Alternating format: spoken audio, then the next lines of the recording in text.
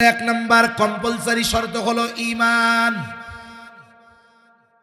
এখন এই ঈমান কেমন হওয়া দরকার, নারী হোক আর পুরুষ হোক? বলে ঈমানটা হতে হবে শিরিক মুক্ত, ত্রুটি মুক্ত হতে হবে। শুধুমাত্র আল্লাহ তাআলাকে স্রষ্টা বলে বিশ্বাস করার মাধ্যমেই একটা ব্যক্তি পরিপূর্ণ ঈমানদার হয়ে যায় না। মক্কাররাও স্রষ্টা হিসাবে আল্লাহ তাআলাকে বিশ্বাস করত। এ কথা আমার নয়, স্বয়ং আল্লাহ রাব্বুল আলামিন কোরআনুল কারীমের মধ্যে বলেন, আমার আপনার নবীজিকে উদ্দেশ্য করে আল্লাহ তাআলা বলেন, ওয়ালা ইন সাআলতাহুম মান খালাকাস সামাওয়াতি ওয়াল আরদা লায়াকুলুন্নাল্লাহ।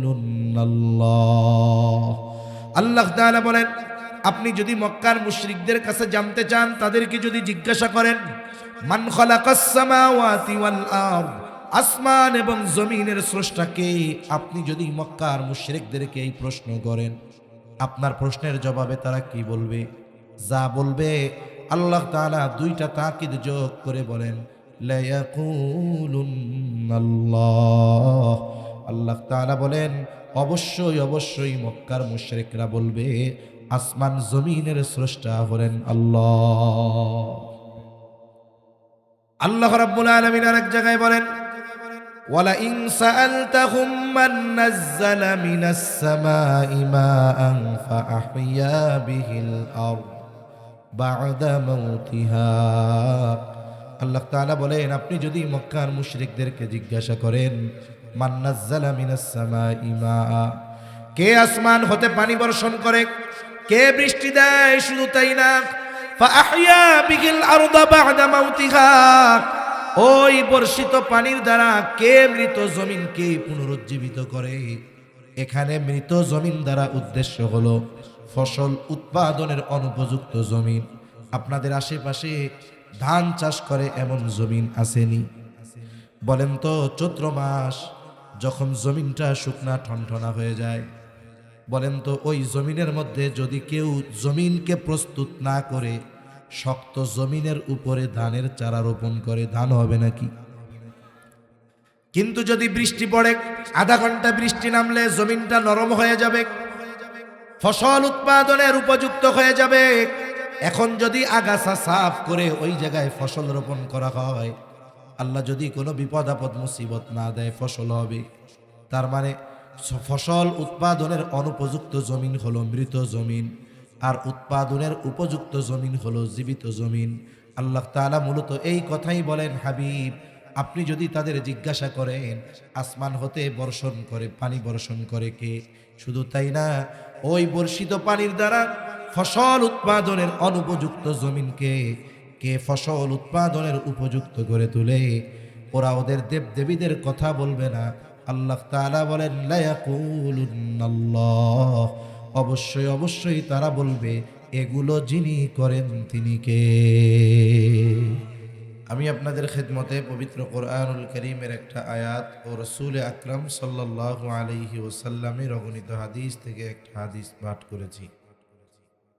সম্মানিত উপস্থিতি, আল্লাহ সুবহানাহু ওয়া তাআলা এই আয়াতে কারীমার মধ্যে যদি ঈমানদার নারী এবং পুরুষ নেক আমল করে, ওই ঈমানদার নারী এবং পুরুষকে ঈমান ও নেক আমলের বদৌলতে আল্লাহ সুবহানাহু ওয়া তাআলা দুই ধরনের পুরস্কার দেওয়ার ঘোষণা দিয়েছেন।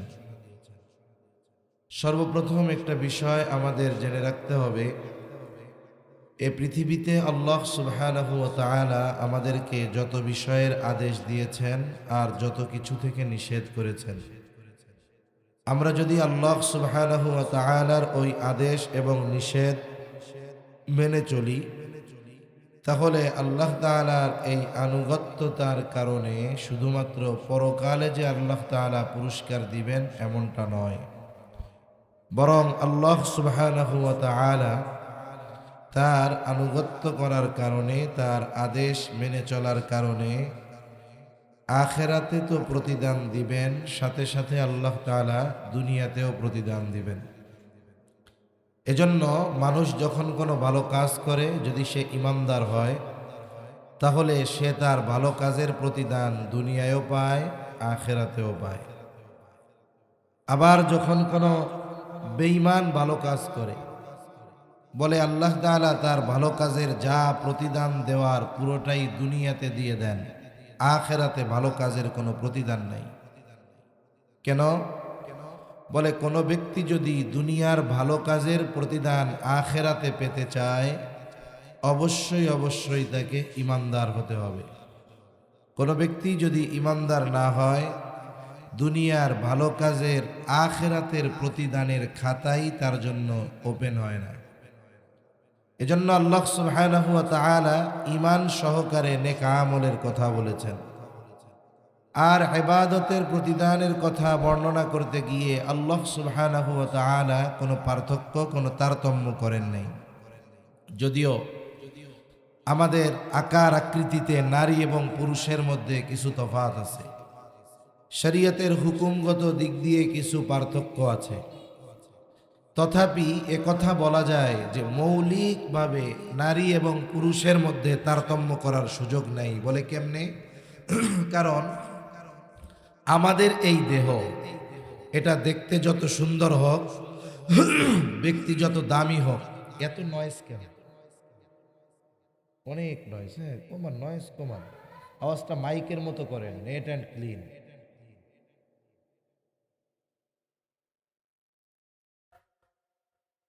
তাহলে মৌলিক দিক দিয়ে যদি আমরা খেয়াল করি, নারী এবং পুরুষকে এক বলা যায়। কেমনে? বলে দেখুন, একটা মানুষ দেখতে যত সুন্দর হোক না কেন, গড়ন গঠন যত সুন্দর হোক না কেন, বলে এই দেহ আসলে তার মূল নয়। তার মূল কি? বলে তার মূল হলো রূহ। মূল কি বলেন তো? রূহ। আল্লাহ সুবহানাহু ওয়া তাআলা নারী এবং পুরুষের বিস্তার ঘটিয়েছেন একজন নারী আর পুরুষ থেকে, কিন্তু আল্লাহ তাআলা সকলের রূহ তথা মৌলিকভাবে আমাদেরকে সৃষ্টি করেছেন একজন থেকে। কয়জন থেকে? একজন থেকে। একটা বিষয় বলি, কিছু মনে করেন না। বলেন তো, মসজিদগুলোর মধ্যে অনেক সময় চেয়ার থাকে না? চেয়ার কি সবার জন্য? কার জন্য? অসুস্থ লোকের জন্য। এখানেও চেয়ার দেওয়া হয়েছে, বসারও ব্যবস্থা আছে। চেয়ারগুলো কি সুস্থ লোকদের জন্য দেওয়া হয়েছে? তাহলে যারা বসছেন, কেউ বয়স্ক, মাজুর, তাদের বিষয় ভিন্ন। মুরব্বী বেশি সময় বসে থাকলে পা ব্যথায়, তার জন্য ভিন্ন। কিন্তু যাদের কোনো অসুবিধা নাই, তারা কেন স্বইচ্ছায় অসুস্থদের কাতারে যাইতে চান? এজন্য যাদের প্রবলেম নাই, নিচে বসলে তারা একটু নিচে বসেন। আমারও মন চায় আমি যদি আপনাদের সাথে সমান জায়গায় বসে কথা বলতে পারতাম, আমারও এটা ভালো লাগতো। কিন্তু বিশেষ কারণে এই উঁচু জায়গায় বসে বলা লাগতেছে, তাও আবার সবচেয়ে উঁচু চেয়ার, এটাও আমার ভালো লাগে না। চেয়ার নিচু হলেই সুন্দর। এজন্য যাদের অসুবিধা নাই, অনুগ্রহপূর্বক তারা একটু কষ্ট করে নিচে বসেন। আল্লাহ সুবহানাহু ওয়া তাআলা ইনশাআল্লাহ উত্তম প্রতিদান দিবে। আল্লাহ সুবহানাহু ওয়া তাআলা আমাদের মৌলিক যে জিনিস রূহ, এটা সৃষ্টি করেছেন কয়জন থেকে? একটু জোরে বলেন তো। একজন থেকে। আল্লাহ তাআলা বলেন, ইয়া আইয়ুহান নাসুত্তাকু রাব্বাকুমুল্লাযী খলাকাকুম মিন নাফসিন ওয়াহিদাহ। আল্লাহ রাব্বুল আলামিন বলেন, হে মানব সম্প্রদায়, ইত্তাকু রাব্বাকুম, তোমরা তোমাদের রবকে ভয় করো। কোন রব? বলে আল্লাযী খলাকাকুম মিন নাফসিন ওয়াহিদাহ, যিনি তোমাদেরকে একটি প্রাণ থেকে সৃষ্টি করেছেন। তার মানে যিনি আমাদের রূহ একটি প্রাণ থেকে বের করেছেন। কারণ হাদিসের মধ্যে এসেছে, নবীজি সাল্লাল্লাহু আলাইহি ওয়াসাল্লাম বলেন, আল্লাহ তাআলা আদম আলাইহিস সালামকে সৃষ্টি করেছেন মাটি থেকে, আর আমাদেরকে সৃষ্টি করেছেন আদম আলাইহিস সালাম থেকে। নবীজি সাল্লাল্লাহু আলাইহি ওয়াসাল্লাম আরেক বর্ণনার মধ্যে বলেন, আল্লাহ সুবহানাহু ওয়া তাআলা আদম আলাইহিস সালামের পৃষ্ঠদেশ তথা পিঠ থেকে কিয়ামত পর্যন্ত যত মানুষ আসবে, যত মানুষ দুনিয়ায় আছে, যত মানুষ দুনিয়া থেকে চলে গেছে, আল্লাহ তাআলা সকলের রূহ আদম আলাইহিস সালামের পৃষ্ঠদেশ তথা পিঠ থেকে আল্লাহ তাআলা বের করেছে। তাহলে নারী হোক আর পুরুষ হোক, আস্তিক হোক আর নাস্তিক হোক, বলেন তো সকলের মৌলিক জিনিস রূহ আল্লাহ কয়জন থেকে বের করেছেন? জোরে বলেন। আল্লাহ তাআলা এরপরে বলেন, যার থেকে আমাদের রূহ আল্লাহ বের করেছেন তার থেকেই তিনি তার জোড়াকে সৃষ্টি করেছেন। আল্লাহ তাআলা বলেন, ওয়া খালাকা মিনহা যাওজাহা ওয়া বাসসা মিনহুমা রিজালান কাসীরান ওয়া নিসাআ। আল্লাহ রাব্বুল আলামিন বলেন, তিনি তার থেকে তার জোড়া সৃষ্টি করেছেন। এই পৃথিবীতে আল্লাহ সুবহানাহু ওয়া তাআলা সমস্ত কিছু জোড়ায় জোড়ায় সৃষ্টি করেছেন। এইবার আদম আলাইহিস সালাম থেকে আল্লাহ তাআলা বের করলেন তার সহধর্মিণী, তার স্ত্রী হাওয়া আলাইহিস সালামকে। এই দুইজনের মাধ্যমে কি হলো? আল্লাহ তাআলা বলেন, ওয়া বাসসা মিনহুমা রিজালান কাসীরান ওয়া নিসাআ। এই দুইজনের মাধ্যমে আল্লাহ তাআলা এই পৃথিবীতে নারী এবং পুরুষের বিস্তার ঘটিয়েছেন। তাহলে আমাদের এই অবয়ব আকৃতি, এটা আল্লাহ তাআলা একটা সিস্টেম করেছেন, দুইজনের মধ্য থেকে বের করছেন, দুইজনের মাধ্যমে। আর আমাদের রূহ আল্লাহ একজন থেকে সৃষ্টি করেছেন। এর দ্বারা আবার এটা বলার সুযোগ নাই তাহলে মনে হয় আল্লাহ তাআলা নারী পুরুষ বা স্বামী স্ত্রী বিহীন গঠন দিতে পারেন না, এ কথা বলার সুযোগ আছে? কেন নাই? কারণ আল্লাহ তাআলা আদম আলাইহিস সালামকে সৃষ্টি করার হাজার হাজার বছর পর মারিয়াম আলাইহিস সালামের গর্ভে পিতাবিহীন আল্লাহ তাআলা হযরত ঈসা আলাইহিস সালামকে সৃষ্টি করেছেন। তার মানে আল্লাহ তাআলা যদি চাইতেন এই স্বামী স্ত্রী বিহীন আল্লাহ তাআলা মানুষ সৃষ্টি করতে পারতেন, কিন্তু আল্লাহ তাআলা প্রত্যেকটা কিছু একটা রুলস, একটা নিয়ম, একটা নিজামের মধ্যে আল্লাহ তাআলা পরিচালিত করেন। তাহলে নারী এবং পুরুষের মধ্যে গঠনগত কিছু পার্থক্য আছে, তারতম্য রয়েছে। বলে শারীরিক কি পরিবর্তন পরিবর্ধন অথবা কি পার্থক্য, এটা কম বেশি আমাদের সবার জানা। বলে একজন নারী সন্তান ধারণে সক্ষম, সন্তানকে দুধ পান করাতে সক্ষম।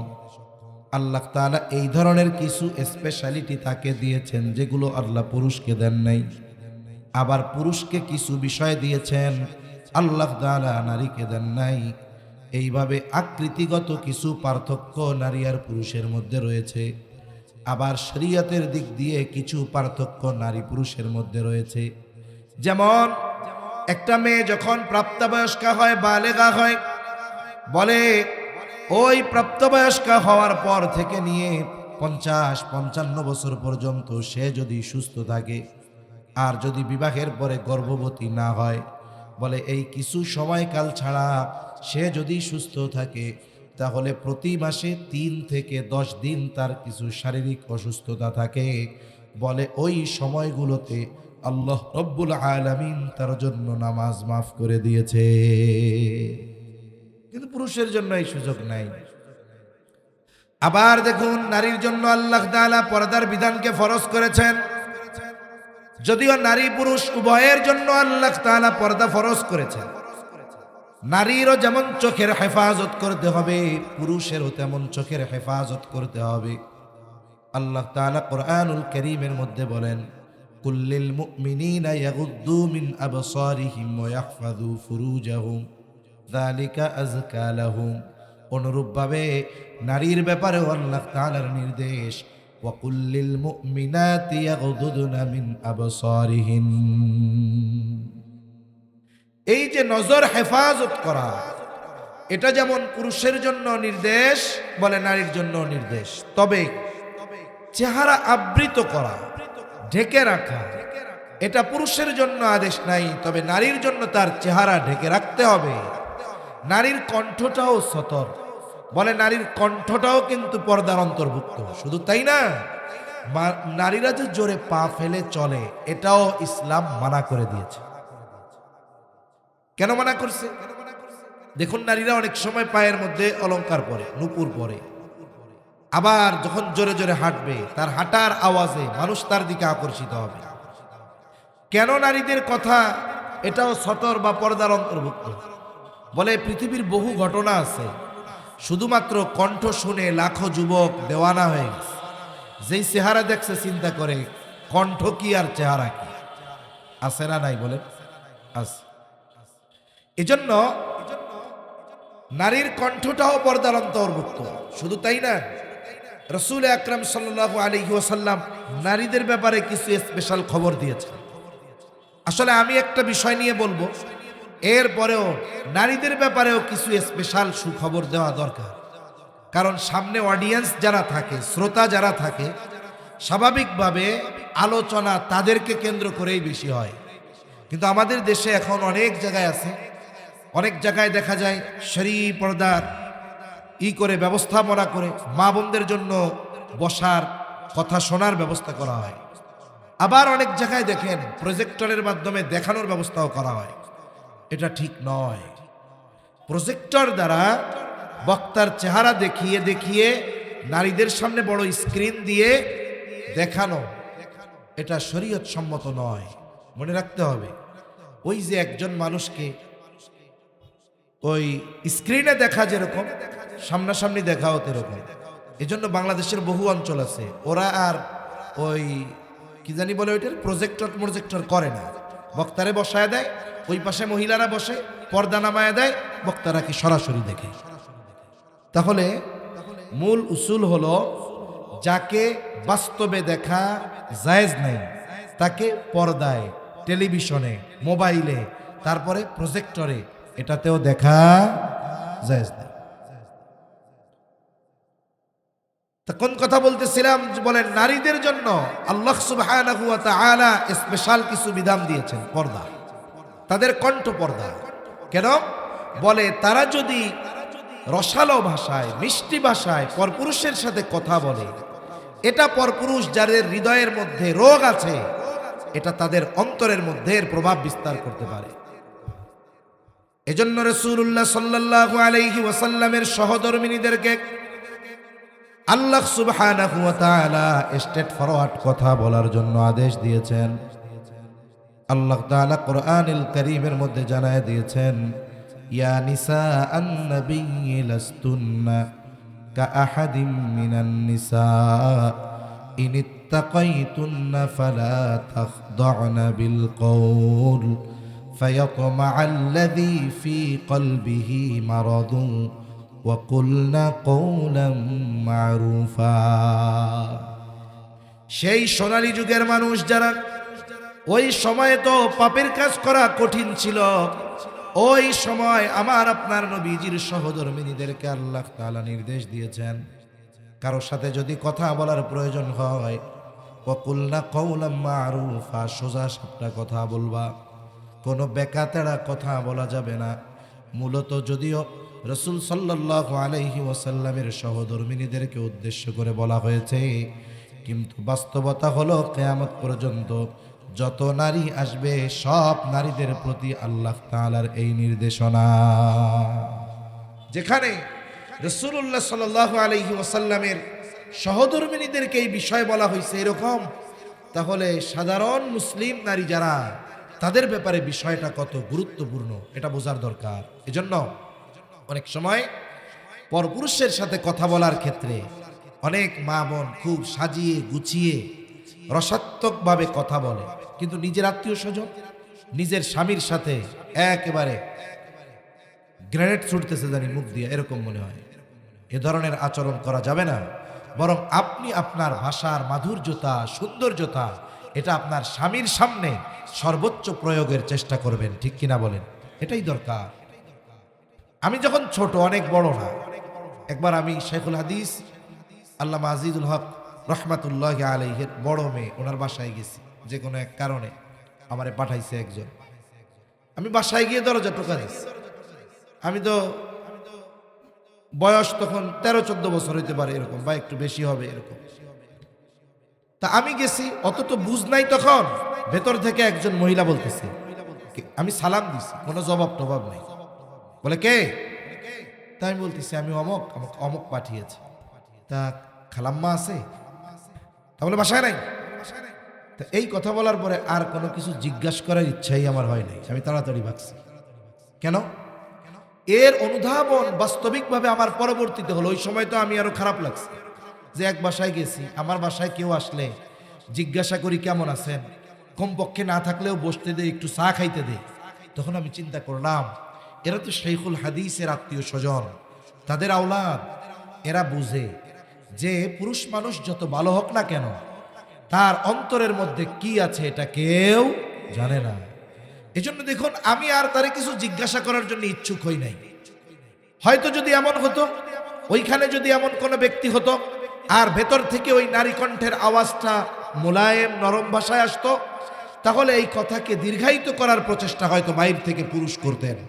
এজন্য নারীদের প্রতি কথা বলার নির্দেশনা পর পুরুষের সাথে এই রকম, যেন একটা কথা বলার পরে পরেরটা আর জিজ্ঞাসা করতে তার ইচ্ছা না হয়।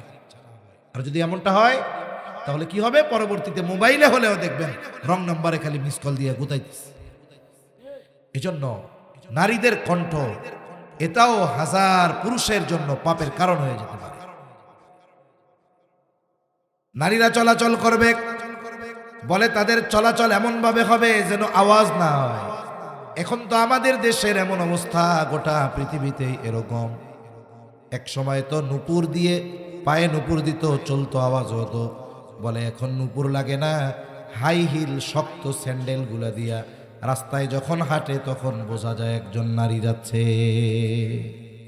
আপনি আপনার জন্য বাজার থেকে সফট স্যান্ডেল কিনেন, নরম স্যান্ডেল কিনেন, কিন্তু আপনার বোন, আপনার মা, আপনার মেয়ের জন্য কেন আপনি শক্ত স্যান্ডেল কিনেন? সোল্ট শক্ত, হাঁটলে খটখট খটখট করে আওয়াজ হয়। এজন্য তারা পথ চলবে, এতেও যেন কোনো আওয়াজ না হয়। পা ফেলানোটাও তাদেরকে সতর্কতার সাথে ফেলানোর দরকার। কেন? বলে যদি এভাবে সে চলে, পর্দা মেনটেন করে চলে, পরপুরুষ থেকে নিজের চেহারাকে ঢেকে চলে, তাহলে কি হবে? বলে তার জন্য জান্নাতে যাওয়া সহজ হয়ে যাবে। সুবহানাল্লাহ বলে। আমাদের দেশে কত মানুষ অনেক সময় ফতোয়া দেওয়ার ক্ষেত্রে, মাসালা বলার ক্ষেত্রে যারা বিজ্ঞ মুফতি, তাদের বিষয়টাকে ফলো করতে হয়। আমরা সস্ত জনপ্রিয়তার জন্য মানুষের চাহিদা মোতাবেক অনেক আলেম ফতোয়া দিয়ে দেয়। এতে ক্ষতি কি হয়? বলে একজন জনপ্রিয় ব্যক্তি যাকে দেশের মানুষ বা সারা পৃথিবীর মানুষ যাকে দেখে, ফলো করে, ওনার ছোটখাটো একটা ভুলের কারণে সমাজে অনেক বিশৃঙ্খলা সৃষ্টি হয়ে যেতে পারে। যেমন একজন ফতোয়া দিল, কি কথার কথা জিজ্ঞাসা করছে নারীর জন্য চেহারা ঢেকে রাখা কি আবশ্যক কিনা, চেহারা কি সতরের অন্তর্ভুক্ত কিনা, পর্দার অন্তর্ভুক্ত কিনা। উনি কি বললেন? উনি বললেন কথার কথা যে না, চেহারা খোলা রাখলে কোনো সমস্যা নেই। কিন্তু বাস্তবতা কি? একটা মেয়ের পরিপূর্ণ সৌন্দর্য এটা তার চেহারার দ্বারাই ফুটে ওঠে, ঠিক কিনা বলেন? এজন্য যখন যেখানে ফিতনার আশঙ্কা, ওই এলাকার অবস্থা বুঝে ফতোয়া দিতে হয়, মাসালা বলতে হয়। অথচ কোরআনুল কারীমের তাফসীরের মাধ্যমে, আয়াতের মাধ্যমে যেটা বোঝা যায় যে রাসূল আকরাম সাল্লাল্লাহু আলাইহি ওয়াসাল্লাম কোরআনুল কারীমে আল্লাহ রাব্বুল আলামিন নারীদের চেহারা ঢেকে চলতে বলেছেন। আমাদের দেশে যেই ধরনের বোরকা পরা হয়, যেভাবে পরার পরে চোখ খোলা থাকে, ওই ধরনের প্রথমে তার হিজাব করা থাকবে, এর উপরে বড় এক কাপড় তারা ফেলে দিতেন চাদরের মতো, এটা একেবারে চেহারা টেহারা সব ঢেকে থাকতো, চোখ পর্যন্ত দেখা যাইত না। অথচ এখন যদি চেহারা ঢাকার কথা বলা হয়, অনেকে ফতোয়া দিয়ে বলবে যে অমক হুজুর বলছে চেহারা খোলা রাখা যায়, ওর চাইতে বেশি ভালো জানেন। এর দ্বারা কি হলো? এর দ্বারা কি হলো? বলে একজন মহিলা জায়েজ মনে করে মুখ খুলে রাস্তায় চলাচল শুরু করলো, হাজারো ফিতনা, হাজারো গুনাহ, হাজারো পাপ তার দ্বারা হতে শুরু করলো। আল্লাহ বুঝবার তৌফিক দান করেন। রাসূলুল্লাহ সাল্লাল্লাহু আলাইহি ওয়াসাল্লাম নারীদের ব্যাপারে বলেন ফ্যাসিলিটি কি? রাসূল সাল্লাল্লাহু আলাইহি ওয়াসাল্লাম বলেন, ইদা সাল্লাতিল মারআতু খামসাহা ওয়া সামাত শাহরাহা ওয়া হাসসানাত ফারজাহা ওয়া আতাআত বা'লাহা দাখালাত মিন আইয়ি আবওয়াবিল জান্নাতি শাআত।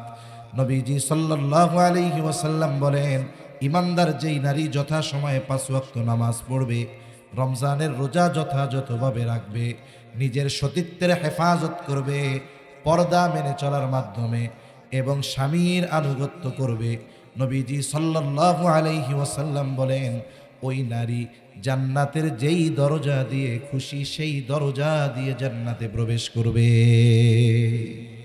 আমার মা বোনরা যারা শুনতেছে তারা এটার উপর আমল করার চেষ্টা করবেন। আর আপনারা যারা শুনলেন, আপনাদের বাড়িতে গিয়ে আপনাদের মা বোন কন্যা তাদেরকে বলবেন যে 5 ওয়াক্ত নামাজ ঠিক মতো পড়ো, রোজার মাসে রোজাটা ঠিক মতো রাখো, সঠিকভাবে শরঈ পর্দা করো, নিজের আব্রু হেফাজত করো, কণ্ঠকে অবনমিত করো, নিচু করো, তোমার কণ্ঠের আওয়াজ যেন বাইরে না যায়, তোমার চলাচলে সতর্ক হও, বাইরে সৌন্দর্য প্রবেশ করো না ওই জাহেলিয়াতের সময়ের নারীদের মতো, তুমি নিজেকে ঢেকে চলো। সাথে সাথে স্বামী দ্বীনি বিষয়ে যদি কোনো আদেশ দেয় এটার আনুগত্য করো, তাহলে তোমার লাভ কি? তুমি তো অনেক নফল ইবাদত করতে পারতেছো না, কারণ সন্তান লালন পালন করতে হয়, স্বামীর জন্য রান্না করতে হয়, স্বামীর মা বাবার জন্য রান্না করতে হয়, স্বামীর আত্মীয় স্বজন আসলে তাদের জন্য রান্না বাড়া করতে হয়, কাপড় চোপড় ধুইতে হয়। বুজুর্গানে দিন বলেন, কোন নারী যদি এই গৃহস্থলী কাজগুলো আল্লাহর সন্তুষ্টির জন্য করে, বলে এগুলো তার আমল নামায় কবুল ইবাদত বলে যোগ হয়ে যায়। সুবহানাল্লাহ। এই জন্য নারীদের কিছু স্পেশাল ফ্যাসিলিটি আছে যেগুলো পুরুষের জন্য নাই। তাহলে বলতেছিলাম শরীয়তের কিছু বিষয়ে তারতম্য রয়েছে, কিন্তু ইবাদতের বিনিময়ের ক্ষেত্রে আল্লাহ তাআলা কোনো তারতম্য রাখেন নাই। বলে শরীয়তে আরেকটা বিষয় যদিও দেখা যায় তারতম্য পার্থক্য, কিন্তু বাস্তবে এগুলো পার্থক্য নয়। কোন বিষয়? বলে সম্পদ বন্টনের ক্ষেত্রে ইসলাম যেই সিদ্ধান্ত দিয়েছে, আল্লাহ তাআলার সিদ্ধান্ত কোরআনুল কারীমের মধ্যে যে 2 জন কন্যা যেই পরিমাণ সম্পদ পাবে, একজন ছেলে সেই পরিমাণ সম্পদ পাবে, অথবা একজন সন্তান যেই পরিমাণ ছেলে সন্তান সম্পদ পাবে, বলে তার অর্ধেক একজন কন্যা সন্তান পাবে। এই যে পিতার সম্পদের যেই বন্টন রীতি, এটা দুনিয়ার কেউ করেন নাই, এটা করেছেন কে? আরো জোরে বলেন কে? আল্লাহ তাআলা করেছেন। কিন্তু ইসলাম বিদ্বেষীরা যেই বিষয়গুলো নিয়ে ইসলামের উপরে আঘাত করে, এর মধ্যে একটা হলো এইটা যে তারা বলতে চায় ইসলাম নারীদেরকে ঠকিয়েছে। কেন? বলে পুরুষের চাইতে অর্ধেক দিছে নারীরে। নাউজুবিল্লাহ। 1 নম্বর বিষয়, এই সিদ্ধান্ত যেহেতু আল্লাহ তাআলার, এখানে কোনো বেইনসাফি হয় নাই। বেইনসাফি হয়েছে বলার সুযোগ আছে? নাই। আল্লাহ রাব্বুল আলামিন বলেন, ইউসিকুমুল্লাহু ফি আওলাদিকুম লিয-যাকারি মিসলু হাযযিল উনসায়াইন। আল্লাহ তাআলা বলেন, ইউসিকুমুল্লাহু ফি আওলাদিকুম, যে আল্লাহ তাআলা তোমাদের সন্তানদের ব্যাপারে তোমাদেরকে ওসিয়ত করতেছেন, মানে তোমাদেরকে আদেশ দিচ্ছেন, লিয-যাকারি মিসলু হাযযিল উনসায়াইন, ছেলে সন্তানের জন্য 2 পরিমাণ। এখন এই সিদ্ধান্তটা আল্লাহ তাআলার, কিন্তু দেখতে তো দেখা যায় পুরুষের বেশি নারীর কম, কিন্তু বাস্তবতা এটা নয়। একটা উদাহরণ দিলে বুঝতে সহজ হবে। মনে করেন একজনের বেতন হলো 50,000 টাকা, আর একজনের 25,000 টাকা। বলেন তো 25 বেশি না 50 বেশি?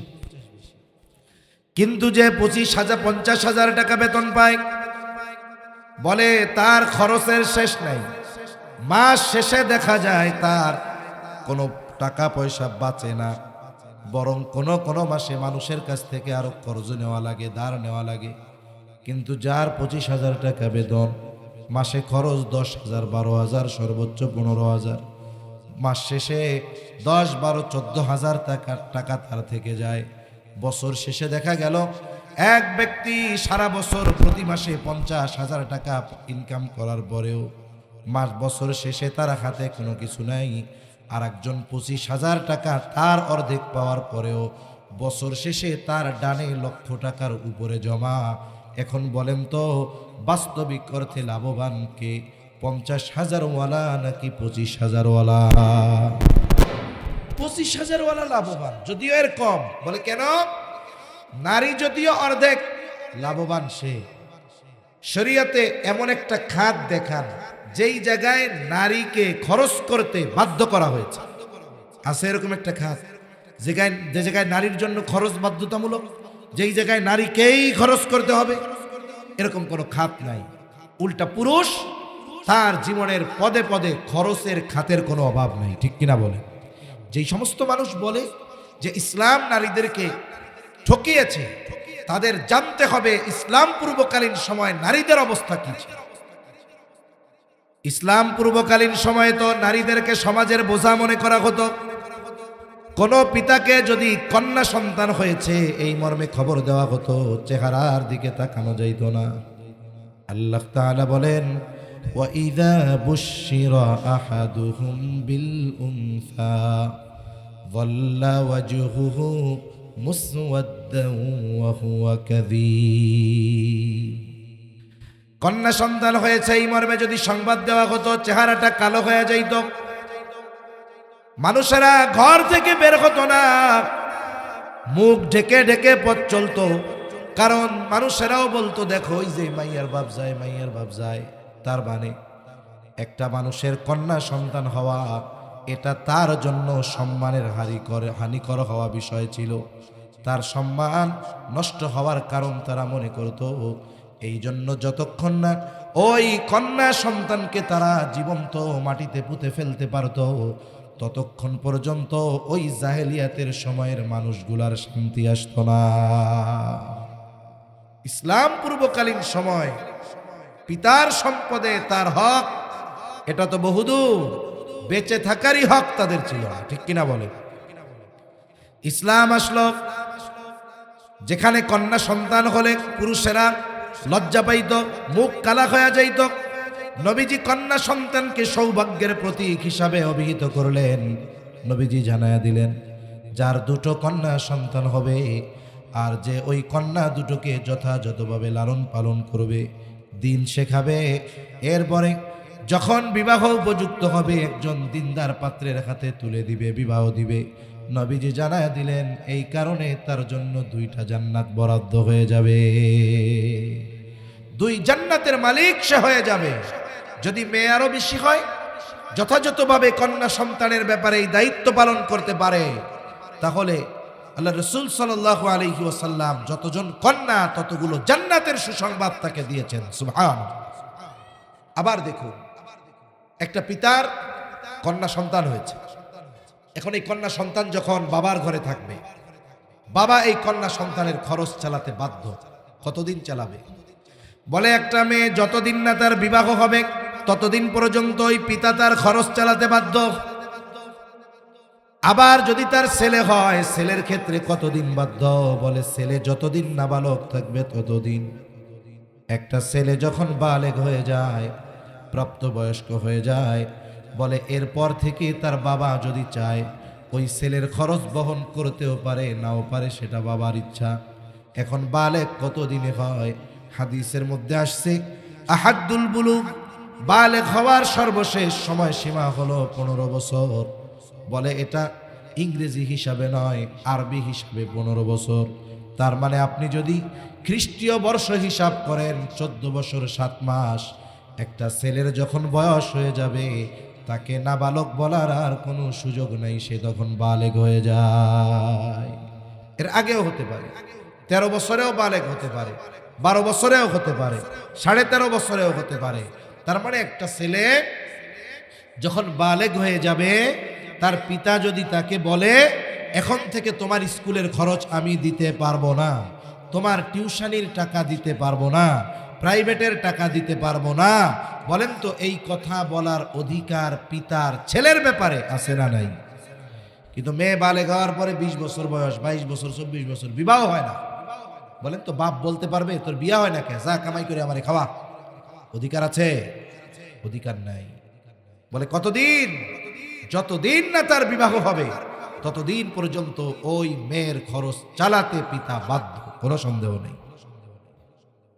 এরপরে যখন মেয়েটাকে বিবাহ দেওয়া হবে, মনে করেন ছেলেটা বাংলাদেশের সর্বোচ্চ শিক্ষিত, দেখতেও অনেক সুদর্শন। এইবার ছেলেটা যদি মেয়ে পক্ষকে বলে, শুনেন আমাকেও আপনাদের পছন্দ, আপনাদের মেয়েকেও আমার পছন্দ, তবে একটা শর্ত। কি শর্ত? বলে বিবাহের পরে আমি আপনার মেয়ের কোনো খরচ বহন করতে পারবো না, আপনারা আপনাদের মেয়ের সব খরচ বহন করবেন। বলেন তো এই শর্ত দিয়ে কোনো ছেলে যদি কোনো মেয়েকে বিবাহ করতে চায়, ওই মেয়ের বাবা যতই দরিদ্র হোক না কেন, আর ওই ছেলে যত উচ্চ শিক্ষিত আর সুন্দর হোক না কেন, লাঠি দিয়া পিটানি ছাড়া আর কিছু ওর নসিবে হবে না। ঠিক কিনা বলে? পিটাবে আর বলবে তোর বিবাহ করতে বলছে, ভাগ বেটাই জায়গা থেকে। তার মানে দেখেন, একটা ছেলে যখন বিবাহ করতে যাবে, এক নাম্বার তাকে মোহরানা দিতে হবে। এখন তো অনেক সময় মোহরানার টাকা নিয়ে বাবারা ব্যবসা করে, কি মনে করে যে যে জামানা চলতেছে, আমার মেয়েও তো ডিজিটাল স্মার্ট, কি অবস্থা হয় না হয়, ঘর কয়দিন করতে পারে তার ঠিক নাই, 20 লাখ কাবিন নামা ধরে রেখে 20 লাখ ধরে মোহরানায়। কেন?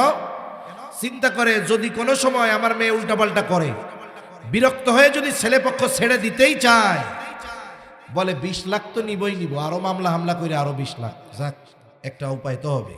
তার মানে নিয়ত শুরুতেই খারাপ। আর ছেলে পক্ষ চিন্তা করে কাগজে কলমে লেখে লেখুক, পারলে দিমু না পারলে নাই, এরকম কোনো সুযোগ নাই।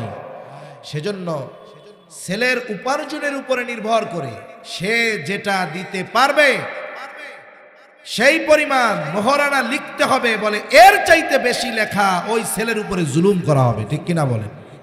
এখন তো কোটি টাকার কাবিন দিয়েও সংসার টিকে না 1 বছর, কিন্তু অনেক মুরব্বী আছে জিজ্ঞাসা করেন, একেবারে অল্প কয় টাকা কাবিন, বুড়া বুড়ির 60 বছর পার হয়ে গেছে, দাঁত পড়ে গেছে, চামড়া ঘুষায় গেছে, কিন্তু তাদের মধ্যে হৃদ্রতা, মোহাব্বত, ভালোবাসা কমে নাই। ঠিক কিনা বলেন?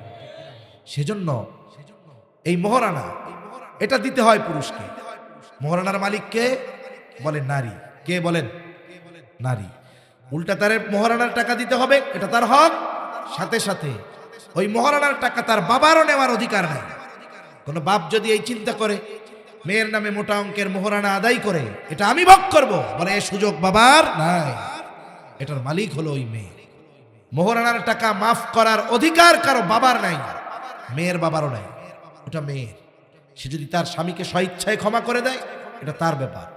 তার মানে আমি যেটা বলতে চাচ্ছি, যখন মেয়েটা স্বামীর ঘরে যাবে, প্রথমত যে তাকে বিবাহ করবে তাকে মোহরানা দেওয়া লাগবে। দ্বিতীয়, তার সব খরচ বহন করার দায়িত্ব নিতে হবে। খাদ্য, বস্ত্র, চিকিৎসা, বাসস্থান সহ যত খরচ আছে সব কিছুর খরচ বহন করার প্রতিশ্রুতি দেবার পর এরপরে সে কবুল শব্দটা বলতে পারে।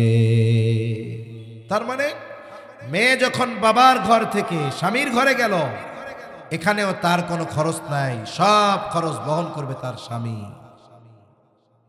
এরপরে যখন হায়াত চলতেছে ঠিক মতো, স্বামী দুনিয়ায় নাই, আল্লাহ সন্তান দিয়েছে, সন্তানদের উপরে আল্লাহ তাআলা স্পেশাল ভাবে বিধান নাজিল করে দিয়েছেন যে এই সন্তানেরা বাবা নাই, তার ওই বৃদ্ধ মা তার যত ধরনের খরচ দরকার, প্রয়োজন দরকার, সব ধরনের প্রয়োজন মেটানোর জিম্মাদারি আল্লাহ তাআলা সন্তানদের দিয়ে দিয়েছে। তাহলে একটা নারী জন্ম থেকে নিয়ে মৃত্যু পর্যন্ত তার জন্য এমন কোন খরচের খাত নাই যেটাকে আল্লাহ তাআলা আবশ্যকীয় করে দিয়েছেন। ওই জায়গায় তার সব ইচ্ছাধীন, তার উপরে কোনো জিনিস খরচের ক্ষেত্রে আল্লাহ চাপায়া দেন। কিন্তু মেয়ের ছেলের ক্ষেত্রে দেখেন, বিবাহ করবে খরচ, বাপ হবে, বিয়ে করবে খরচ, বাপ হবে খরচ, খরচের উপরে খরচ। এখন যদিও দেখা যায় নারীর দ্বিগুণ দেওয়া হয়েছে পুরুষকে, কিন্তু বাস্তবতা হলো এরকম যে নারীর কোনো খরচ নাই, যা আছে তাই থাকে। আর পুরুষকে দেওয়া হয়েছে দ্বিগুণ ঠিক, কিন্তু তার খরচের কোনো শেষ নাই। ঠিক কিনা বলেন? সার্বিক দৃষ্টিকোণ থেকে এই বন্টন, এটা নারীদেরকে ঠকানো হয় নাই, এখানে আল্লাহ তাআলা ইনসাফ প্রতিষ্ঠা করেছেন। ঠিক কিনা বলেন? এটাই ন্যায় বিচার। কিন্তু ইবাদতের ক্ষেত্রে আল্লাহ তাআলা তারতম্য করেন নাই। আল্লাহ রাব্বুল আলামিন সুস্পষ্টভাবে বলেছেন, মান আমিলা সালিহাম মিন যাকারিন আও উনসা ওয়া হুয়া মুমিন। আল্লাহ তাআলা বলেন, যেই নারী অথবা পুরুষ নেক আমল করে আর সে মুমিন। সোজা কথা হলো, মুমিন নারী অথবা পুরুষ নেক আমল করলে আল্লাহ তাআলা তাদেরকে 2 ধরনের পুরস্কার দিবেন। তার মানে এক নম্বরে অবশ্যই অবশ্যই তাকে ইমানদার হতে হবে, কারণ যেই ব্যক্তি ইমানদার নয় তার ভালো কাজের প্রতিদানের খাতা আখেরাতে যেই প্রতিদান এটার খাতা ইমান না আনলে ওপেন হবে না। এই পৃথিবীতে কাফেররা অনেক ভালো কাজ করে, বলে তাদের ভালো কাজের যেই প্রতিদান ওটা আল্লাহ যা দেওয়ার দুনিয়ায় দিয়ে দেন। কাফেরদের ভালো কাজের কোনো প্রতিদান আখেরাতে নাই, সব মন্দ কাজের প্রতিদান হবে। আর ইমানদার তার ভালো কাজের প্রতিদান আল্লাহ দুনিয়ায়ও দেন, আখেরাতেও দিবেন।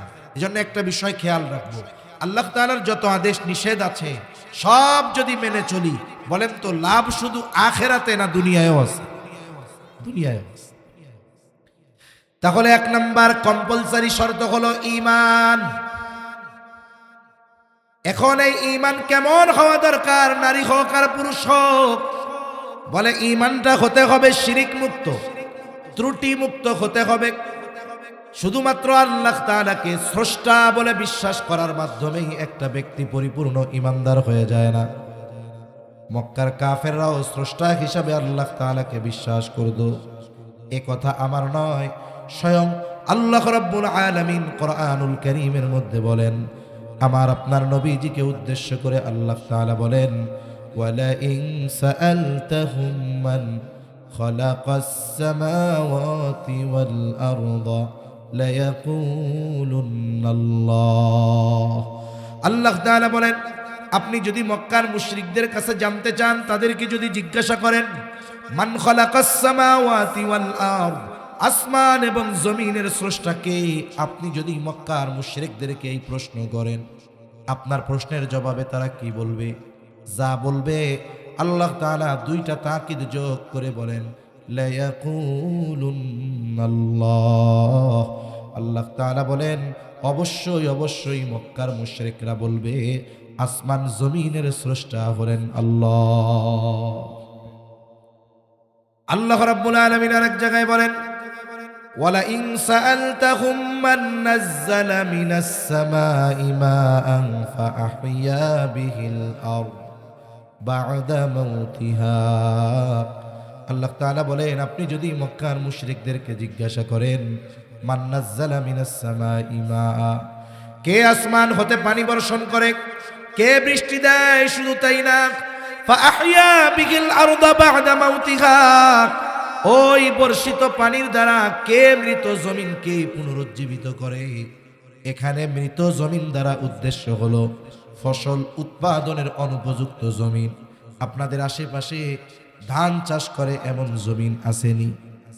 বলেন তো, চৈত্র মাস যখন জমিনটা শুকনা ঠনঠনা হয়ে যায়, বলেন তো ওই জমিনের মধ্যে যদি কেউ জমিনকে প্রস্তুত না করে শক্ত জমিনের উপরে ধানের চারা রোপণ করে, ধান হবে নাকি? কিন্তু যদি বৃষ্টি পড়ে, আধা ঘন্টা বৃষ্টি নামলে জমিনটা নরম হয়ে যাবে, ফসল উৎপাদনের উপযুক্ত হয়ে যাবে। এখন যদি আগাছা সাফ করে ওই জায়গায় ফসল রোপণ করা হয়, আল্লাহ যদি কোনো বিপদ আপদ মুসিবত না দেয়, ফসল হবে। তার মানে ফসল উৎপাদনের অনুপযুক্ত জমিন হলো মৃত জমিন, আর উৎপাদনের উপযুক্ত জমিন হলো জীবিত জমিন।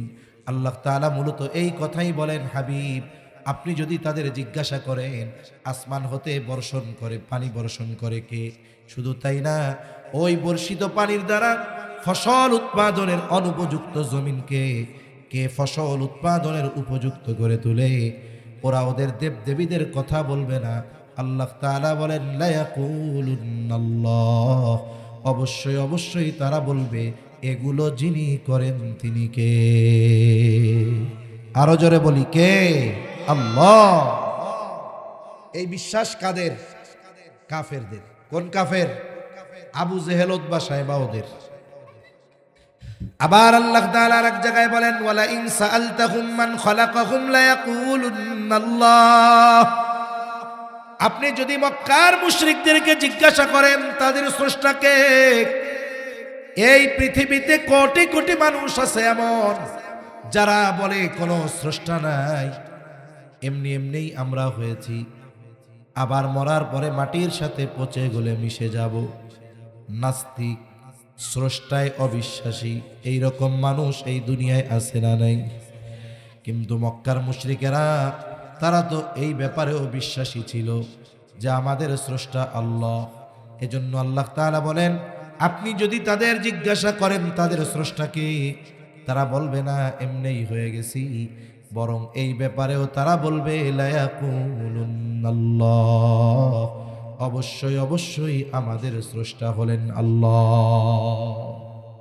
এই বিশ্বাস মক্কার মুশরিকদের ছিল। এখন সমস্যা কোথায় তাদের? বলে সমস্যা হলো তারা আল্লাহর জাতের ব্যাপারে অস্বীকারী ছিল না, কিন্তু আল্লাহর সাথে এমন কিছু শিরিক তারা করত যার কারণে এই বিশ্বাস আল্লাহ তাআলার কাছে মূল্যহীন হয়ে গেছে। আল্লাহর সাথে মূর্তি দাঁড় করায় দিত, হয়তো যে এইটারও এই ক্ষমতা আছে। মানে আল্লাহ তাআলার যেই ক্ষমতাগুলো আছে এগুলো ওরা মনে করত কিছু বস্তুর মধ্যেও এই ক্ষমতা আছে, এই জন্য মূর্তি বানাইতো, বলতো এই মূর্তির মধ্যে এই ক্ষমতা আছে, এটাও আমাদের দিতে পারে। অথচ ওই জিনিস দেওয়ার ক্ষমতা একমাত্র কার? আমাদের দেশে অনেক মানুষ আছে বিভিন্ন জায়গায় গিয়ে, কবরে গিয়ে, মাজারে গিয়ে মাজার ওয়ালার কাছে সন্তান চায়, সম্পদ চায়, সম্মান চায়, ক্ষমতা চায়। আছে না নাই? অভাব নাই। বাংলাদেশে কোটি কোটি মানুষ আছে এরকম, পীর পূজা করে, মাজার পূজা করে, কবর পূজা করে, মাজারে কবরে গিয়ে সেজদা দেয়। আছে না নাই? ওরে যদি জিজ্ঞাসা করেন তোর রব কে, ও বলবে আল্লাহ। তোরে বানাইছে কে? বলবে আল্লাহ। আসমান জমিন বানাইছে কে? আল্লাহ। আবার সেজদা দিচ্ছে কোথায়? কবরের সামনে, মাজারের সামনে। অনেক সময় অনেক ভণ্ড পীর দাবি করে তাদের সামনে সেজদা দিচ্ছে। এখন বলুন তো, ওরা তো মূর্তির সামনে মাথা নত করত, ওরা কবরের সামনে করে। ওই মুশরিক আর এই জামানার কবর পূজারী, মাজার পূজারী, পীর পূজারী, আহলে হক পীর অনেক আছে, তারা তো ভিন্ন। বলেন তো, এই পূজারী যেগুলো, এগুলোর সাথে আর ওই আবু জেহেল, উতবা, সাইবাদের সাথে কোনো তফাৎ আছে? তফাৎ নাই। এজন্য বুঝতে হবে, একটা ব্যক্তি শুধু এই কথা বলার দ্বারা সে প্রকৃত ইমানদার হয়ে যাবে না, বরং আল্লাহ তাআলার জাত, সিফাত, আল্লাহ তাআলার সত্তা, গুণাবলী সব কিছুর উপরে যথাযথভাবে তাকে ঈমান আনতে হবে এবং এই বিশ্বাস বাস্তবে পরিণত করতে হবে। যদি না করে তাহলে তার ওই ঈমান তাকে আখিরাতে সফলতা প্রদান করতে পারবে না। এজন্য আল্লাহ আমাদের সকল ধরনের শিরিক থেকে বেঁচে থাকার তৌফিক দান করেন। এই যে সেজদা দেয় কবরে, মাজারে, বলেন তো সেজদার একমাত্র হকদার কে? তাহলে আপনি যখন আরেকজনকে সেজদার হকদার বানায় ফেললেন, তাহলে সমকক্ষ দাঁড় করানো হলো কার সাথে? এজন্য শিরক জঘন্য এক পাপ। যারা শিরকের সাথে জড়িত, এই পাপ ছাড়া আল্লাহ অন্যান্য পাপ এমনিই মাফ করে দিবে। কিন্তু যদি শিরকের পাপ আল্লাহর কাছে ক্ষমা না চায়, তওবা না করে, তাহলে আল্লাহ তাআলা মাফ করবে না। এজন্য কিছু কিছু শিরক আছে যেগুলো মানুষের ঈমানকে পুরো ধ্বংস করে দেয়। আল্লাহ আমাদের এই ধরনের পাপ থেকে বেঁচে থাকার তৌফিক দান করেন, বলি আমিন। তাহলে এক নাম্বার, আমার আপনার ঈমানটা হতে হবে শিরক মুক্ত ঈমান। এরপরে আমি আপনি যদি কোনো আমল করি কিছু শর্তের আলোকে, ঈমান ঠিক, কিছু শর্ত ঠিক রেখে যদি আমল করি, ওই আমল যদি অল্প হয়, ওই আমলগুলো আল্লাহ তাআলা কবুল করে নিবে। এই জন্য নবীজিও বলেন, আখলিস দীনাকা ইয়াকফিকাল আমালুল কলিল, তোমার ঈমান খাঁটি করো, অল্প আমল নাজাতের জন্য যথেষ্ট হয়ে যাবে। তাহলে দুনিয়া আখিরাতে যদি আল্লাহর কাছে উত্তম প্রতিদান চাই, এক নম্বরে আমাদেরকে শিরিক মুক্ত ঈমান অর্জন করতে হবে। আল্লাহ তৌফিক দেন, বলি আমিন। এরপরে কি? আমলে সালেহ। ঈমান ঠিক তো আমল যদি অল্প হয়, এটা আল্লাহর কাছে গ্রহণযোগ্য। তবে এই আমলগুলো কিছু শর্তের আলোকে যদি করা যায়, ছোট হলেও তার দাম আল্লাহর কাছে বেড়ে যায়। এখন আমলগুলো যে আমরা করব, ঈমান তো ঠিক আছে, আমলের ক্ষেত্রে কি করব? এক নাম্বার, আমরা যেই আমলটা করি না কেন, সেটা যত ছোট হোক, আমরা আমাদের আমলটা একমাত্র কার সন্তুষ্টির জন্য করব? বলেন। আমাদের নিয়ত থাকবে যে আমরা আল্লাহর সন্তুষ্টির জন্য আমলটা করতেছি। মনে করেন একজন বাড়ি বানিয়েছে, তার দক্ষিণ দিকে ফাঁকা, যেই বাড়িতে দক্ষিণে ফাঁকা আর ওই বাড়িতে দক্ষিণ পাশে ঘরের জানালা নাই, ওই লোকরে মানুষ বলদ ছাড়া আর কিছু বলবে না, ঠিক কিনা বলেন?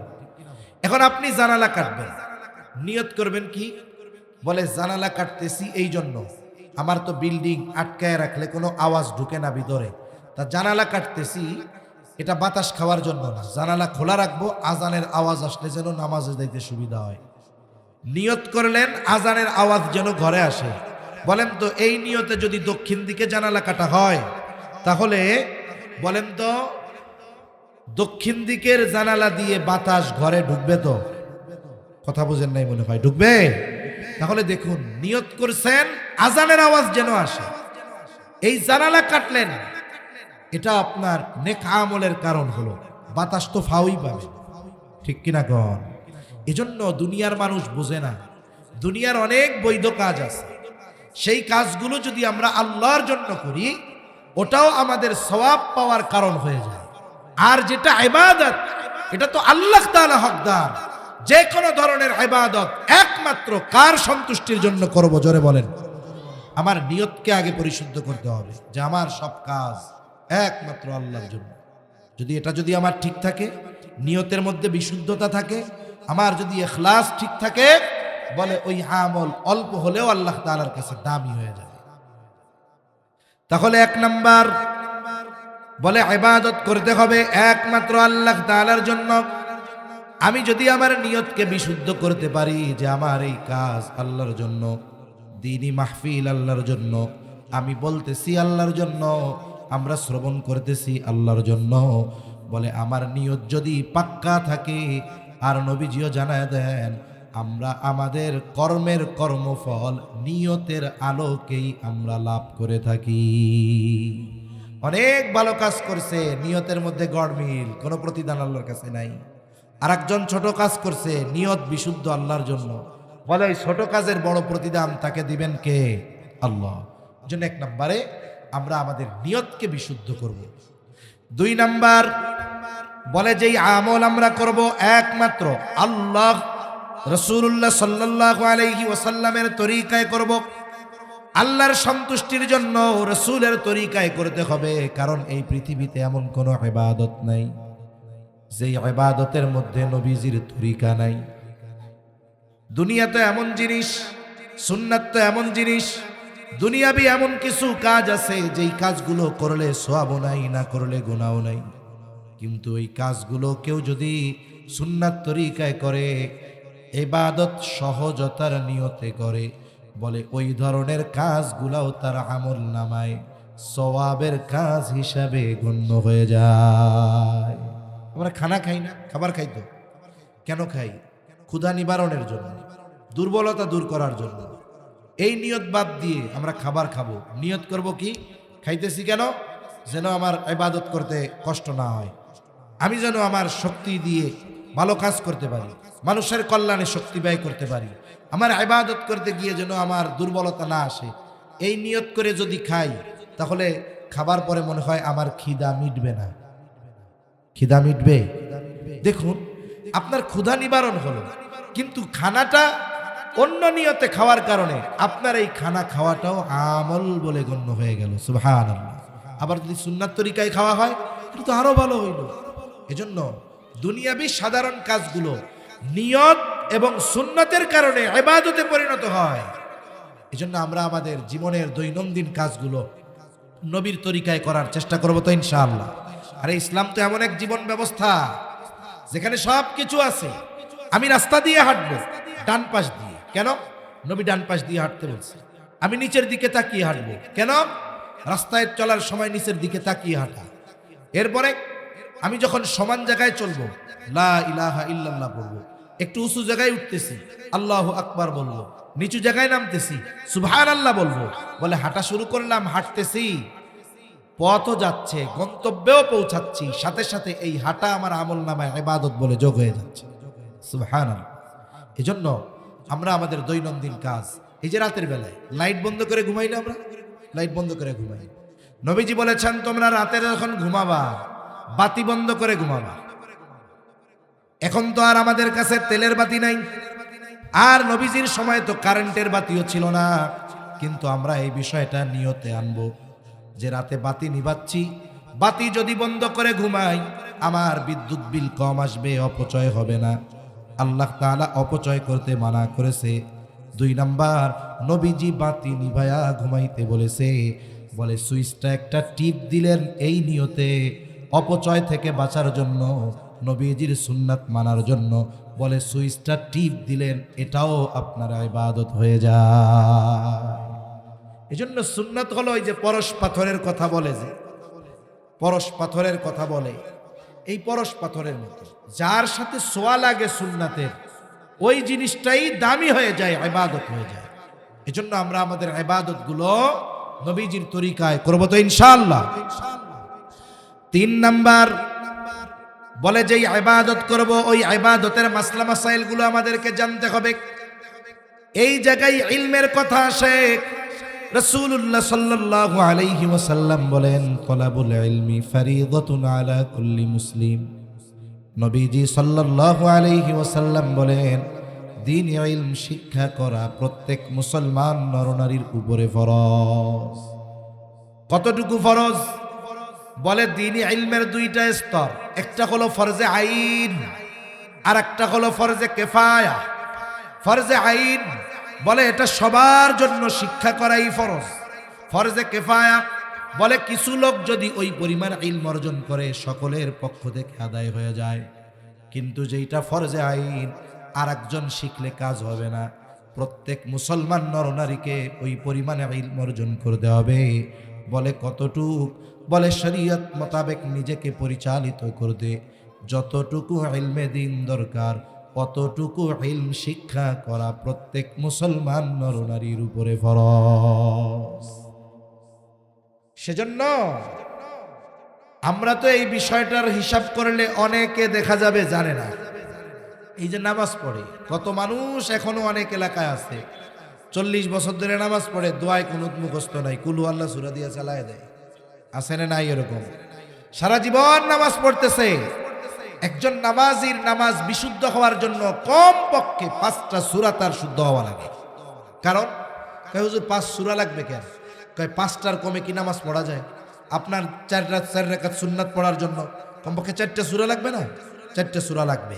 আবার দেখুন সূরা ফাতিহা লাগবে, এই মোট 5টা। এখন আপনার যদি কোনো একটা অশুদ্ধ থাকে তাহলে কি হবে? বলে নামাজ দিতে হবে না। কেন? বলে নামাজ ভঙ্গের 19 কারণের প্রথম কারণ হলো কেরাতে অশুদ্ধ পড়া। এই যে একটার সাথে একটার কানেক্ট আছে। আপনি নামাজ পড়তেছেন, নামাজি, নামাজের কিছু ফরজ আছে, কিছু ওয়াজিব আছে। নামাজের বাকিরা ভিতরে 13 ফরজ। কয় ফরজ বলেন তো? এই 13 ফরজ থেকে যদি একটি ফরজ ওই নামাজের মধ্যে না পাওয়া যায়, বাদ যায়, ছুটে যায়, বলেন তো তার নামাজ থাকবে না যাবে? জোরে বলেন, থাকবে না যাবে? কিন্তু নামাজি যদি 13 ফরজ তার না জানা থাকে, ফরজ ছুটে যাবে কিন্তু নামাজি টের পাবে না। ওয়াজিব 14টা, ওয়াজিব ছুটে গেলে কি করতে হবে? বলে সাউ সিজদা দিতে হবে। সাউ সিজদা যদি না দেয় নামাজ হবে না। বলে নামাজের ওয়াজিব 14টা। এখন যদি নামাজি এই 14টা ওয়াজিব না জানে, যদি কোনো একটা ওয়াজিব তার থেকে ছুটে যায়, সে টেরও পাবে না, বুঝতেও পারবে না, জানতেও পারবে না। যেহেতু জানতে পারে নাই, সাউ সিজদাও দিবে না। সাউ সিজদা দিবে না, তার নামাজও হবে না। আবার নামাজ ভঙ্গের কারণ আছে 19টা। বলে 19 কারণ থেকে যদি একটি কারণ পাওয়া যায় তার নামাজ থাকবে না। এখন নামাজি যদি নামাজ ভঙ্গের 19 কারণ না জানে, দেখা গেল নামাজের মধ্যে তার নামাজ ভঙ্গের কারণ পাওয়া গেল, সে বুঝতেও পারে নাই, টেরও পায় নাই। সে জানুক আর না জানুক, বুঝুক আর না বুঝুক, নামাজ ভঙ্গের কারণ পাওয়া যাওয়ার কারণে তার নামাজ থাকবে না। আবার দেখেন তাহারত সম্পৃক্ত মাসালাগুলো জানা দরকার। কেন? বলে অজু ভঙ্গের কারণ 19টা।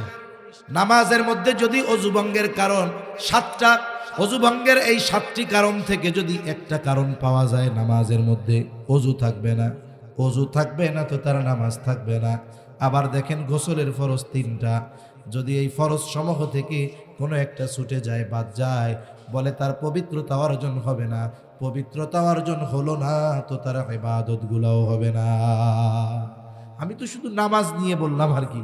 এরকম প্রত্যেকটা ইবাদত যেটা আমাদের জন্য জরুরি, বলে ওই বিষয়ের মাসলা মাসাইলগুলোও জানা জরুরি। কিন্তু অবস্থা কি, অনেক জায়গার মুসল্লি না জানলেও ইমামের কাছে শিখতে চায় না। কেন? কারণ ইমামের উপরে গরম গরম কথা কয়। ওই ইমাম যদি জানতে পারে যে এই মুসল্লি দোয়ায় কোনো জানে না, তাহলে ইজ্জত থাকবো? শরম পাইব, তাই না?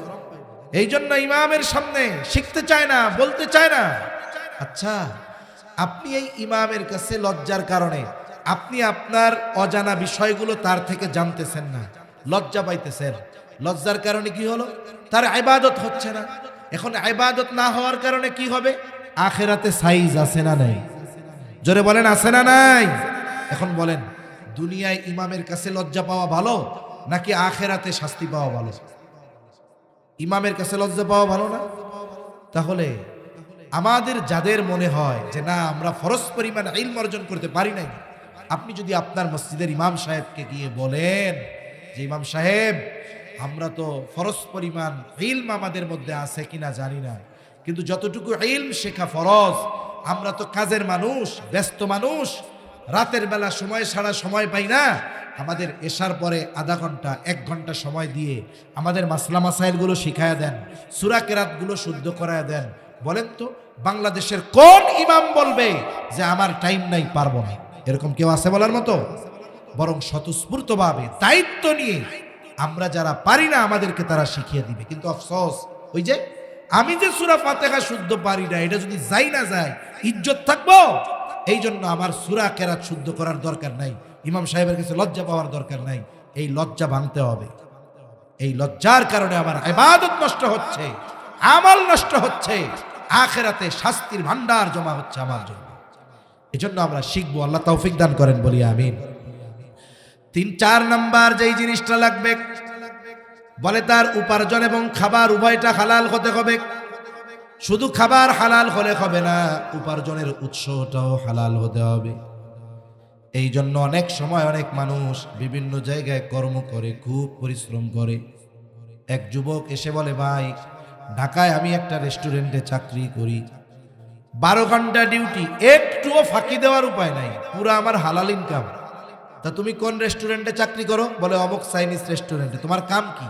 বলে মানুষজন আসলে তাদেরকে ড্রিঙ্ক সাপ্লাই দেওয়া। ড্রিঙ্ক মানে বুঝেন তো, মানে মদ সাপ্লাই দেওয়া। আমি তাদের কাছে নিয়ে মদ নিয়ে দেই, সে খায়ও না, ধরেও না। আস্তাগফিরুল্লাহ, ওইটা আমি ধরি না, আমি প্লেটটা নিয়ে খালি দিয়ে আসি। আমি বলি, শোনো, আল্লাহ রাসূল সাল্লাল্লাহু আলাইহি ওয়াসাল্লাম হাদিসের মধ্যে জানিয়েছেন, যেই মানুষগুলো মদের সাথে কোনো না কোনোভাবে সম্পৃক্ত, তাদের সকলের উপরে কার লানত? আল্লাহর লানত। বলে যে মদ পরিবেশন করে, ওই যে চাকরি করতেছে, সার্ভ করতেছে, তার কাজ কি? অর্ডার দিছে, নিয়ে দিয়ে আসছে, এই কাজটাও যে করে তার উপরে আল্লাহ তাআলার লানত। এজন্য অনেক মানুষ পরিশ্রম করে ঠিক, কিন্তু সে কোন কাজটা করতেছে, ওই কাজটা শরীয়ত সমর্থিত কিনা, এই ব্যাপারে সে খেয়াল রাখে না। এজন্য আমাদের উপার্জনের উৎস কর্ম, এটাও হালাল হতে হবে। কেন? কারণ হালাল উপার্জন করা এটা গুরুত্বপূর্ণ একটি ইবাদত। কোন ব্যক্তি যদি হালাল উপার্জনের নিয়তে, হালাল খাবারের নিয়তে হালাল উপার্জন করে, বলে 5 ওয়াক্ত নামাজ ঠিক রেখে এই হালাল কর্মের মাধ্যমে সে হালাল উপার্জন করবে, তার কর্ম যত ছোট হোক না কেন ওটাও তার আমলনামায় ইবাদত বলে গণ্য হবে। সুবহানাল্লাহ। এজন্য নবীজি সাল্লাল্লাহু আলাইহি ওয়াসাল্লাম বলেন, কাসবুল হালালি ফরিদাতুম বাদাল ফরিদা, ফরজ ইবাদতের পরে অন্যতম ফরজ ইবাদত হালাল উপার্জন করা। এজন্য আমার আপনার উপার্জনের উৎস কর্ম, এগুলো যেন অবৈধ না হয়, হারাম না হয়, এ ব্যাপারে আমরা খেয়াল রাখবো। অনেকে হারাম উপার্জন নাম পাল্টায় দেয়, যেমন এক জায়গায় চাকরি করে ঘুষ খায় গেলি, এখন এটারে আর ঘুষ কয় না, কয়টা চা পানের টাকা। তা তুমি কি বড় পান খাওয়ার, কোন বালতিতে চা খাওয়ার লাই জানি, তোমার 2-3 হাজার টাকার কম দিলে তোমার চা আর পান হয় না। এজন্য হারাম যেটা, এটার নাম যত পরিবর্তন করা হোক, ওইটার হুকুম পরিবর্তন হয় না। আমার আপনার নবীও বলেছেন, এমন এক সময় আসবে আমার উম্মতের মাঝে মদের নাম পরিবর্তন করে তারা মদ পান করবে। এখন এই ঘুষের টাকা, ঘুষ এটারে আপনি যতই বলেন না কেন চা পানের টাকা, যতই বলেন না কেন স্পিড মানি, যতই বলেন না কেন এটা আপনার জন্য বকশিস, যে নামই দেন না কেন, ঘুষ তো ঘুষই। মৌলিকভাবে নাম পরিবর্তন করলেও এর হুকুম আর বাস্তবতা পরিবর্তন হবে না, ঠিক কিনা বলেন? আমাদের এলাকায় কিছু লোক আছে দেখতে একেবারে কালো, মানে একেবারে কালো, কিন্তু তার নাম হইল ধলা মিয়া। ধলা চিনেন নাকি? ধলা মানে কি? এখন বলেন তোর নাম যত ধলা মিয়া হোক না কেন, কিন্তু ওর চেহারা কি এই জন্য ধলা হয়ে যাবে? আপনি এই ঘুষের টাকার নাম যত পাল্টায় দেন না কেন, এটা কি বৈধ হয়ে যাবে? এজন্য সুদ ঘুষ সহ সকল প্রকার হারাম উৎস থেকে উপার্জন আমাদের বন্ধ করতে হবে। সাথে সাথে খাবারটাও হালাল হতে হবে, অথবা উভয়ের যদি যে কোনো একটা হারাম হয়, ওটা তো হারাম হয়ে গেল। আপনি হালাল উপার্জন করে হারাম কিনছেন, হবে না। উপার্জনও হালাল, খাবারটাও হালাল হতে হবে। তা না হলে কি ক্ষতি? বলে যারা হারাম খায়, হারাম উপার্জন করে, এদের অনেক বড় বড় ক্ষতি হয়। এরা এখন টের পায় না, এক সময় আল্লাহ টের পাওয়াই দিবে, কিন্তু তখন করার কিছু থাকবে না। অনেক ক্ষতি। এক নাম্বার ক্ষতি, বলে যে হারাম উপার্জন করে, হারাম খায়, তারা দোয়া আল্লাহ কবুল করেন না। এক ব্যক্তি দীর্ঘ পথ সফর করে আসছে, তার চুল উস্কো খুস্কো, চেহারা মলিন, কাপড়গুলো ধুলোয় মলিন হয়ে গেছে। লোকটা বাইতুল্লাহ ধরে ধরে দোয়া করতেছে খুব বিনয়ের সাথে। এই ব্যক্তির দোয়ার এই অবস্থা দেখে মানুষেরা বলতেছে এই ব্যক্তির দোয়া আল্লাহ ফিরাইয়া দিতে পারেন না, তার মানে এই ব্যক্তির দোয়া কবুল হবেই হবে, আল্লাহ ফিরাবে না। কিন্তু তার বাস্তব অবস্থা আল্লাহ তাআলা আমার আপনার নবীকে জানিয়ে দিলেন। এইবার আমার আপনার নবী বলে, শোনো, আল্লাহ তাআলা ওই ব্যক্তির দোয়া কেমনে কবুল করবে? যার গায়ে হারাম টাকার পোশাক আর যার দেহটা হারাম খাবার দিয়ে গঠিত, তার দোয়া আল্লাহ তাআলা কেমনে কবুল করবে? তার মানে হারাম উপার্জনকারী, হারাম বক্ষণকারী, তার দোয়া আল্লাহর কাছে কবুল। দুই নাম্বার, তার ইবাদত কবুল হয় না, কারণ যার উপার্জন হালাল নয়, খাবার হালাল নয়, বলে সেটা তো অপবিত্র, পবিত্র খাবার নয়। আর আল্লাহ তাআলা বলেন, ইয়া আইয়ুহার রাসূলু কুলু মিনাত তাইয়্যিবাতি ওয়া'মালু সলিহা। আল্লাহ তাআলা সব রাসূলগণকে একই নির্দেশ দিয়েছেন, হে রাসূলগণ, কুলু মিনাত তাইয়্যিবাত, আপনারা পবিত্র খান, ওয়া'মালু সলিহা, আর আমলে সলিহ করেন। বুজুর্গানে দিন বলেন, এর দ্বারা এটাই বোঝা যায় যার খাবার পবিত্র নয়, তার আমল আল্লাহ তাআলার কাছে কবুল হয় না। তিন নাম্বার বড় ক্ষতি, নবীজি বলেন, লা ইয়াদখুলুল জান্নাতা জাসাদুন গুযিয়া বিল হারাম। নবী আমার বলেন, হারাম ভক্ষণকারীর শরীর জান্নাতে প্রবেশ করবে না। তাহলে দুনিয়ার একটু সামান্য সময়ের মজা নেওয়ার জন্য, একটু ভালো খাওয়ার জন্য, ভালো পড়ার জন্য যেই মানুষগুলো হারাম উপার্জনের পথ বেছে নিয়েছে, হারাম খাবার বেছে নিয়েছে, বলে এই মানুষগুলার মতো কপাল পোড়া আর কেউ নাই। সেজন্য আমরা হারাম থেকে বাঁচবো তো ইনশাআল্লাহ। তাহলে এই শর্তগুলো ঠিক রেখে যদি আমল অল্প করি, কবুল করবেন কে? এখন এই নারী পুরুষ যদি এইগুলা ঠিক রেখে আমল করে, কয় ধরনের পুরস্কার যেন বলছিলাম? দুই ধরনের। কয় ধরনের? দুই ধরনের। প্রথম ধরনের পুরস্কার আল্লাহ দিবেন দুনিয়ায়, কারণ আমি শুরুতেই বলেছি, ইমানদার নারী পুরুষ যখন আমলে সালেহ করে, বলে তার এই ভালো কাজের প্রতিদান আল্লাহ কিছু দুনিয়ায় দেন। দুনিয়ায় কি দিবেন? আল্লাহ তাআলা বলেন, ফালানুহিয়ান্নাহু হায়াতান তাইয়্যিবা। এই ইমানদার নারী পুরুষকে আল্লাহ তাআলা হায়াতে তাইয়্যিবা দান করবে। হায়াতে তাইয়্যিবার লম্বা আলোচনা সংক্ষিপ্তভাবে বলি, আল্লাহ তাআলা তাকে সুখময়, পবিত্র, সুখময় এক জীবন দিবে, শান্তিময় জীবন দিবে, স্বল্পে তুষ্টতা দিবে। আল্লাহ তাআলা তার ইবাদতের মধ্যে মজা দান করবে, সাথে সাথে আল্লাহ তাআলা তাকে সম্মানজনক রিজিক দিবে। এটা দিবে দুনিয়ায়। বলেন তো, দুনিয়ায় কেউ যদি স্বল্পে তুষ্টতা অর্জন করতে পারে, ইবাদতের ক্ষেত্রে মজা অর্জন করতে পারে, প্রয়োজনীয় সম্মানজনক রিজিকের ব্যবস্থা যদি তার হয়ে যায়, এই দুনিয়ায় প্রকৃতপক্ষে একটা মানুষের জন্য আর কিছুর দরকার আছে নাকি? আল্লাহ বলেন দিয়া দিব। আখেরাতে কি দিবে? বলে আমরা যে আমল করি, মনে করেন একজন 100 বছর হায়াত পেয়েছে, এই 100 বছরে একটাও গোনা করে নাই, কথার কথা। 100 বছরে এক মুহূর্ত সে ঘুমায় নাই, 100 বছরে এক মুহূর্ত জরুরত ছাড়া তার কোনো সময় জিকির ছাড়া যায় নাই, ইবাদত ছাড়া যায় নাই। এই রকম যদি কোনো ব্যক্তি 100 বছর ইবাদত করে, বলে আল্লাহ তাআলা এর বিপরীতে 100 বছর তাকে যেই নিয়ামত দিয়েছেন, বলে ওই 100 বছরের ওই রকম ইবাদত দিয়ে 100 বছরের নিয়ামত না, 1 বছরের নিয়ামতের প্রতিদানও মূল্য ওই 100 বছরের ইবাদত দ্বারা করা সম্ভব নয়। তার মানে আমরা যে ইবাদত করি ওটা দিয়ে জান্নাত পাওয়া অসম্ভব। কিন্তু আল্লাহ বলেন, বান্দা আমার খাজানায় তো অভাব নাই, এখন তুমি যদি এই শর্তগুলো ঠিক রেখে করো তাহলে কি হবে?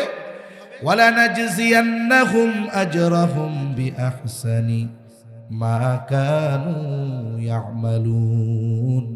মূল কথা হইল, আমরা যে আমল করি আল্লাহ তাআলা এই আমলের বিপরীতে অতি উত্তম প্রতিদান আল্লাহ তাআলা আমাদের দান করবে।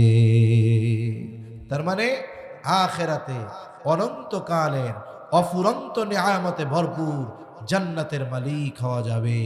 এজন্য আমরা আমাদের ঈমানকে পরিশুদ্ধ করে, পুরুষ হোক আর নারী হোক, আল্লাহ তাআলার হুকুম আহকামগুলো মেনে চলবো তো ইনশাআল্লাহ।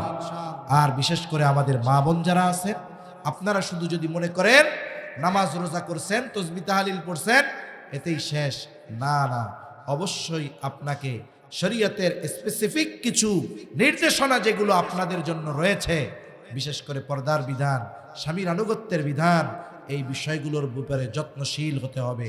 তাহলে আশা করা যায় আমরা দুনিয়ায়ও কামিয়াব, আখিরাতেও কামিয়াব। আল্লাহ সুবহানাহু ওয়া তাআলা আমাদের সকলকে কথাগুলো বুঝবার তৌফিক দান করেন। সকলে বলি আমিন, আরো জোরে বলি আমিন। ওয়া আখিরু দাওয়ানা আনিল হামদুলিল্লাহি রাব্বিল আলামিন। আসসালামু আলাইকুম ওয়া রাহমাতুল্লাহি ওয়া বারাকাতুহু। সুবহানাল্লাহ।